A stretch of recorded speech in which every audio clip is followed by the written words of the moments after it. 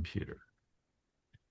So, I am calling the Wake County Libertarian Party business meeting to order at 8:34 on Sunday, the 3rd of May, 2026.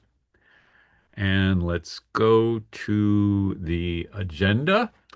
Um, I guess I could share my screen if I were really friendly, wouldn't I be doing that? Let me go back to Zoom and do that. Share. Okay. Everybody see the agenda?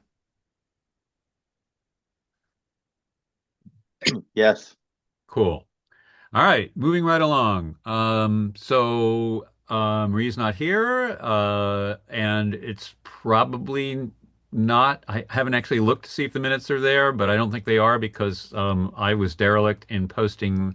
She didn't wasn't able to attend last month, and I was derelict in posting the recording. I only got it up there, I think, like Wednesday of this week. So we'll probably have to catch up with two sets of minutes next. I will do better. I promise to do better this month, and hopefully I'll be caught up by next month. On to the chair report. 2026 candidates. There isn't a whole lot of action in general. However, Jonathan Miller has been extremely active in tooling his campaign up. The website is now live, and he is in the process of becoming a an expert in video editing, so that he can uh, take advantage of all of the many interviews that he's lined up and pull snippets of them, and hopefully have enough well, I guess he doesn't need a lot of money to post them on X and Facebook, which he has been doing and will continue to do. I noticed his page didn't have a donation button. Is that by design? His website, uh, it definitely has Yeah. a donation button, or at Okay. least it has a donation page. I know I donated $50 to it today. Okay. It went out of my credit card, so it seems to be working. All right. Um, Well, I sent you a link in Mattermost or whatever. Just hit me up later. And okay, I will went do. I went to go donate money and I couldn't find the button on the page. So Okay. maybe I just Well, that's not good. All right, I'll look at that. Thank you for mentioning that. Um, Lucas Jones has now upgraded his biography to include the fact that he is the second youngest person running for North Carolina House this year, which we believe to be true. The Republicans have not responded to my several inquiries to find out if they have anybody younger. The Democrats do have one younger, by a few months younger person running in Pitt County, um, and that therefore would be able to bring a fresh perspective to the legislature, namely somebody who's expects to be actually alive 50 years from now, and therefore experiencing the benefits and the consequences of the decisions that we make today. I think that's a he had the notion to do it, but he couldn't quite come up with the words, so I helped him out a little bit, and so that will be going. It's in development mode now, but it should be switching over to production in the next day or so. We're still waiting on a biography from Wayne Cockrell. I appealed today to Kathleen, his wife, to for help. I don't know. Wayne seems to have writer's block, and when this first started happening about like 5 weeks ago, I went to his LinkedIn page thinking I might be able to craft something myself, and his LinkedIn page is like nothing. So that wasn't very helpful. I definitely need something from him on that. Um, and Matthew Lazax and Guy Milior have begun doing some activities. Matt has been very busy at work, so he's been somewhat restricted, but he has done an interview or two. And Guy, I believe, is planning to go to the convention, so I'm hoping to get a chance to talk to him about what he's doing in more detail. Brian K. Lewis, meanwhile, who isn't officially a candidate yet because his filing period is next month for Soil and Water and some of the other local offices, is tooling up as well. And we did an interview with him earlier today, which will appear in the May newsletter, which will go out in the next day or two. And he's he really is looking like he's going to be active this time. I mean, the last couple of times he had circumstances beyond his control that made him less able to be active. But I think he will be more active this time. And hey, the guy got 96,000 votes in 2024 without being active. So hopefully, being a little bit more active. He's putting together like lists of churches to go that he could talk to and stuff like that. So he is working on it. Um, and let's see, did I miss anybody? Matthew Corden has been somewhat active on social media. And my big activity this week was killing off one of my opponents. My Democratic opponent quit, who's the incumbent, by the way. So that was a fairly significant event. Um, he had taken a job as executive director of a new 501(c)(3) that focuses on not electoral reform exactly, but on kind of defending the right to vote. And I guess, decided after 4 months of deliberation that he couldn't do both. So he decided to stick with that one. And he not only resigned or quit the race, but he also resigned his Senate seat. So the Democratic uh, parties of Granville and Wake will presumably confer on a replacement who will both take the seat to fill the remaining term through the end of 2026 as well as be the candidate. I mean, in theory, they could name two different people to do those two things, but of course that would be stupid. So I don't expect that will happen. Um, so don't know who my opponent is yet, now, which is kind of interesting. Um, I did talk to my Republican opponent, Chris Stock, and congratulated him on his victory. And so he's is equally as clueless as I am as to, what's going on there. How it was that this fairly chaotic decision would be made so late in the cycle, but whatever. So that was kind of fun. The Triangle Libertarians Sunday brunch, we had a very pleasant brunch. I think it was about 8 people that showed up at the Indian restaurant, the name of which is escaping me at the moment, in Morrisville. And Sean was there, and Sean's wife, Pam Adams, was there, and a few other people. So that went well. Common Sense Investing last week ago, Wednesday, I thought the presentation that Ed George gave was amazing. And Amanda, if you haven't seen it, you should check out when you have I guess, it went about 45 minutes, I think, 45, 50 minutes. Um, he talked about, basically how he goes about to making investment decisions. And it was very clear and quite interesting and informative. And unfortunately, no one showed up for it in person. I mean, not literally no one. I mean, there were like 10 of us there, but it was all people that, no new people showed up whatsoever. We did have a fairly a larger than usual audience online. I think it was about 8 or 10 people. And we are going to be promoting the event, post event, to see if we can get a little bit more mileage out of it. But it's definitely worth checking out if you have, any interest or any money to invest or any interest in investing other than Where's just the buying an index. recording? Pardon me? Where's the recording? Yes, of course. It's on YouTube. I'll send you the link. Oh, okay, YouTube. Okay. Um, all right. So, however, I'm now somewhat discouraged from doing a lot of scheduling for outreach events until such time as we can build up our attendance at meetups, back up to hopefully, like close to a dozen people. Because the temperature has definitely dropped there. I am thinking that we could do some election related events, which I'll talk about when we get to future events, which is coming right up because next we have the Treasury Report, which Sean posted on Mattermost. We have like 5,300 bucks in the till. Have not spent a lot of money, although we do have some money that's going to be going out for our semi-annual, or is it biannual? I can never remember which. 6-month bill from Nation Builder. Um, and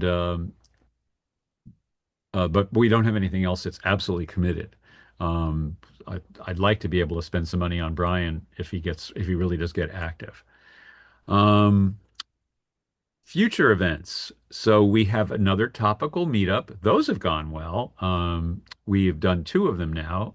We did uh, one where Matthew Lazax was the moderator in March, I guess it was. And then in April, we did one with Jonathan David Miller on tax reform, which I think was productive. It was interesting and interesting conversation, and it also was productive in the sense that I think it helped Jonathan with his tax proposal. He had a pretty complex tax proposal, which I think was actually overly complex in my personal opinion. I think he's came away with that with some useful ideas for making it a little bit simpler. Um, and the plan for this month, which will be on the 13th, it's possible it might drop back to the 20th, um, is to talk about what the proper North Carolina response to ICE, or more generally, federal immigration enforcement policy is. So that should be interesting. I think that we haven't had a chance to promote it too much yet, so we're probably going to push that back to the 20th. But don't quote me on that. Right now it's the 13th. Um, Other events in the offing, there is the National Convention in Grand Rapids, Michigan, and as far as I know, myself and Guy and Jonathan are going. Matthew Corden is down as a delegate, but I don't think he's going, but I will confirm that. And Susan Hogarth. So those would be the Wake or close to Wake related people. Guy is actually in Durham, although he's running in Wake as a Wake candidate for U.S. House. Um, and so some set of those people or subset of those people will be gone that weekend, the Memorial Day weekend. And then we are planning to go to another Salamanders game. We did not make one last summer, but this year we're definitely going to go to one. Patrick Bowersox is working to coordinate a game and Travis Grew's work schedule so that we pick a week when Travis is not in Greensboro. He's now living in Lee County and commuting to Greensboro. So we definitely can't go to he wouldn't be able to attend a game if it was one of his work weeks. So look for that. And also, as I mentioned before, I'm thinking about some candidate events, or at least one candidate event. Now, I'm open to suggestion as to a format. I do remember back in the Oak and Dagger days that we did a candidate forum, and that I thought went really well. We had, if my memory serves, we had Ken Pankowski and Victoria Carter, I think, uh, were moderators, and they did an extraordinary job. And um, I don't remember if that was recorded or not, but there was a fairly big crowd there. Um, and so something along those lines might work, particularly this year because we don't have a lot of Wake County candidates. But in theory, what we could do we could do a federal one because we have four candidates running federally. If they all showed up, that would be that would be a decent panel size wise. And then we could do a state county one with the rest of us. I don't know. Does anybody have any thoughts about that? David and or Amanda?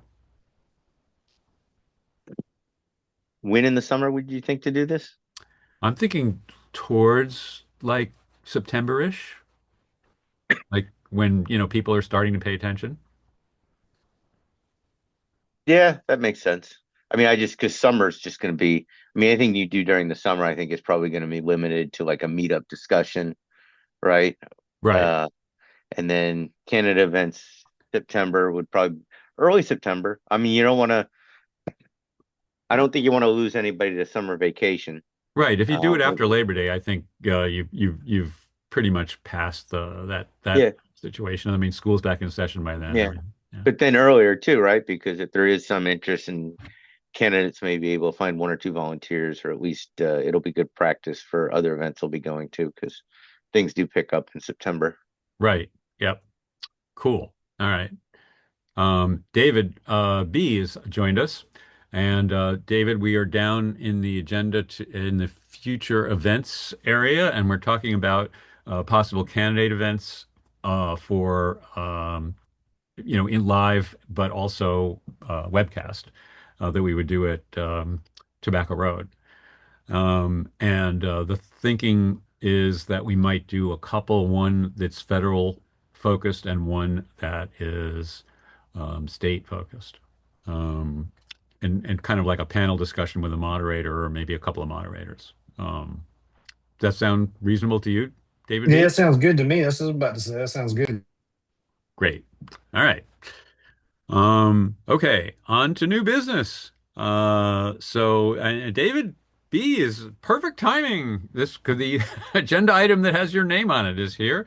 Um, David has very generously volunteered because we have a pool of postage that we used a lot of it for sending out notes um, to people that had been defrocked from being affiliated. The vast majority of those were new or no labels folks.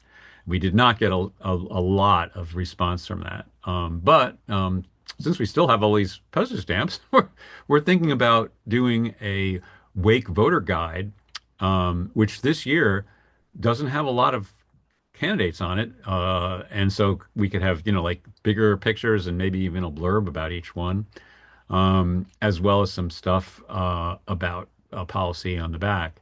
So, like a large postcard, like a 6 by 11, I think, David, is what you were talking about. David Yeah, B. to my understanding, it can be up to that big. Right. So, I am working to get nail down Shannon Edens, who's our graphics guy down in Florida, as to what he thinks about a format for that. And this would be something that we would probably prioritize to send out to independent voters who have voted. We can pick that, we can get that information from the Board of Elections. So it wouldn't be, like hundreds of thousands of voters, but it would be maybe a 10,000-ish, or I don't know what the number would be. We have to do some research and figure out what a reasonable cutoff would be. But that's presumably our sweet spot. Um, and potentially we might focus the part of it that's issue related on fairness for independent voters. So that's one possible way to go. I mean, it's not the only thing we could do. But that, that's one early thought. So that's something that when we get back, have some prices. I think that that's something that would be useful for us to spend some time discussing. Probably this is the kind of discussion that we could conduct on Mattermost, so that it's not, and everybody doesn't have to be in the same place at the same time to have a productive working session on that. But so please be thinking about, what would you do if you were in charge of this? To get the biggest bang for the buck. It's something that we haven't done in the past, but we do have enough money to pay for the production and the design. And David B will, has volunteered to kick in for the postage. So it's definitely something we can do. Any questions about that? Comments? Okay, moving on to old business. IRV needs assessment. I'm making some progress and working a little bit with Lenny Friedman of the Forward Party on lining up folks in Wake County, that is to say, incumbent elected officials, people in Wake County to sign on to the needs analysis or the needs assessment document, which is a request for a needs assessment from the North Carolina State Board of Elections. Um, And in a semi-related matter, I will mention this isn't really a Wake LP event, but on Wednesday, a bunch of volunteers for Better Ballot North Carolina are going to be at the legislature uh, doing some lobbying for ranked choice voting, or as I will call it, instant runoff voting, especially if I'm talking to a Republican. And it's very well organized. They have a fella who's a fairly new volunteer who's moved down here from, I want to say Illinois, I think it is. He's had experience working with 501c3s. Up there, he was very active with a biking law group, the organization that promoted the government making it easier for folks to bike. And so now he's focused with, well, I don't know if this is all he's doing, but he's definitely focused on BBNC and he's got a schedule. He's set up appointments with the various legislators. And there's about, I think, a dozen volunteers, including Travis Grew is going to be there. And Madge Cohen, my wife's going to be there. We all have our assignments to go and talk to particular legislators or their legislative assistants if they're not there about instant runoff voting. Um, I think, I'm not sure, but I think Lenny Friedman will be involved also in that activity on Wednesday.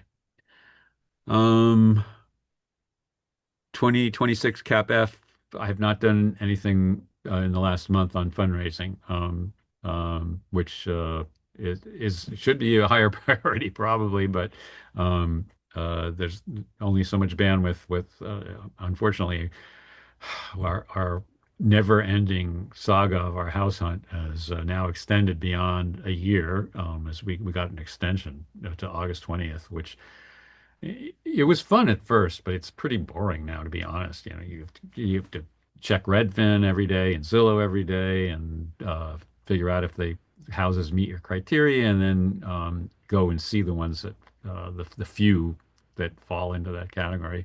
It's actually pretty boring. Oh, I wish we'd find something so I could stop doing this. But it Hey is taking Brad, a fair amount of my time. are you still gonna come to Wake Forest or Well, my master plan to have Madge charmed by people living in Wake Forest has not gone too well. So I'm still interested. She is still not sold. You know, it's too far away from her gym and it's too far away from the synagogue and so on and so forth. But the pickings are you slim. got isn't there Uh, a synagogue on Falls the Noose, or do y'all go somewhere else? The other one it's in Raleigh, the big one downtown one? No, it's neither of those. It's pretty close to where we live. It's between Six Forks and Falls of Neuse on Newton. Oh, okay. It's just south of Ravenscroft. Okay. But enough about me.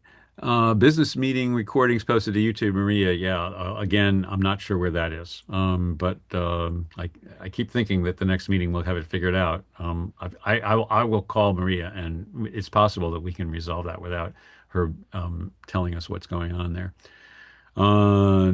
And Nation Builders Run for Office project is the priority there is or the motivation there is that it's a recruiting tool for candidates, and recruiting for candidates is not quite at the top of the to-do list. So that's there, and I'm leaving it there so I don't forget about it, but I didn't do anything about it. I think I owe you guys a link to the contract so you can review it. I was supposed to do that last month and I didn't, so I'll fix that. And that takes care of everything I have on my old business list. So I now ask, is there any other topic that we should discuss? Do you have a timeline written out somewhere for when certain things just have to be done? For example, like when the drop dead date will be for ordering yard signs for people that want yard signs. Like at some point this summer, you probably have to have your candidate card together, Right. Yeah, that's a good voter point. guide. I I will mean, put that together. yeah, I mean, we don't have too many items, right? Right. There's a thing for candidates, but at some point, like, by August 1st, you have to tell these guys, hey, you need to have this. We need to have this by August 15th. So the order goes in on August 15th. So you have it back by Labor Day. Right. Because all these things, if you don't have them by Labor Day, not only do they get expensive, it just becomes too late, right? It's too late to decide in the middle of October. You wish you had these things. Right. So at a certain point, we've got plenty of time. You can make it 15 July to give yourself and the candidates another 2 or 3 weeks of wiggle room or whatever. But it just, the communication needs to be, if you want us to provide X, you need to do this. And then if you want to try to make the voter guide a little more interesting this year or whatever, then we should probably begin to draft ideas for that, like how you want to organize that voter guide. If you want to, feature a particular candidate, um, you want to do something other than maybe mentioning candidates from other parties that are libertarian leaning, maybe like just focus in on one or two issues or whatever else. I don't know what it would be, but I think we should probably try something a little more creative. But if we're going to do that, we need to have more discussions around that because, as we've seen with both the meetups and the events, um, I think we're having trouble getting through. Not necessarily our fault per se. I think some people no longer want to be gotten through to, so to speak. Like they're just not, like they've just shut down completely. But I don't know then what you would put, in literature or do for events that would kind of break that up and make that interesting. I had been steering away from anything, the idea of doing anything too controversial for meetup discussions and or events. And I think you're right to focus on candidate stuff because I just don't know what it would be. And I personally don't feel like being part of a big, messy, you know, highly disruptive, combative type conversation with anybody. But it would be nice to have some literature that was, same color schemes and same general ideas, but maybe we try to make it a little different on the voter guide this year. Yep. Sounds good. Um, the my personal campaign is focusing on the Problem Solvers Caucus thing, which is antithetical to, partisan, hyper-partisan stuff. And it's kind of stymied because I don't I don't have it. Well, now I know why Terrence Everett wasn't returning my phone calls, right? Well, maybe that's not the reason he wasn't returning my phone calls, but anyway, it would have been pointless for him to do that since he was resigning anyway. I've got my Republican guy on board, and I don't have a Democratic guy to get on board, so I'm going to wait and hopefully they'll name somebody real soon, and I'll give that another week or two once that person's named to see if I can get that person on board. If not, I'm just going to go ahead without it being a three-way proposal, which was my ideal, and see how much traction that gains.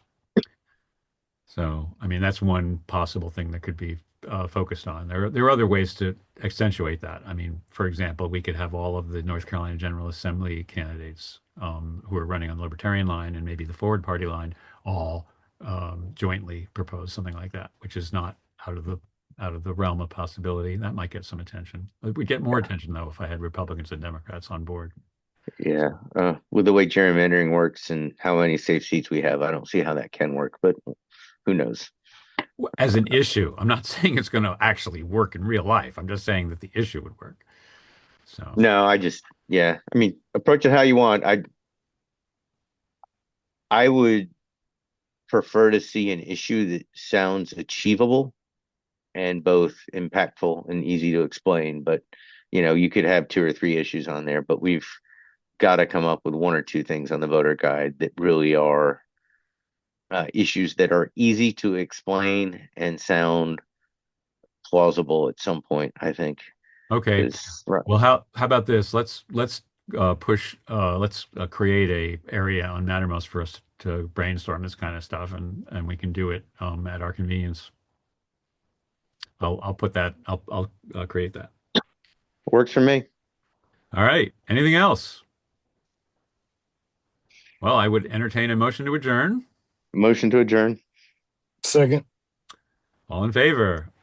Aye. Aye. Aye. Aye. Great. All right. Super. Adjourned at 21:03. We did exactly 29 minutes. So a little bit longer than usual, but not too bad. I see Amanda's already evacuated. All right, guys. Have a pleasant month, and we'll convene again next month. All right. Thank you. Have a good one.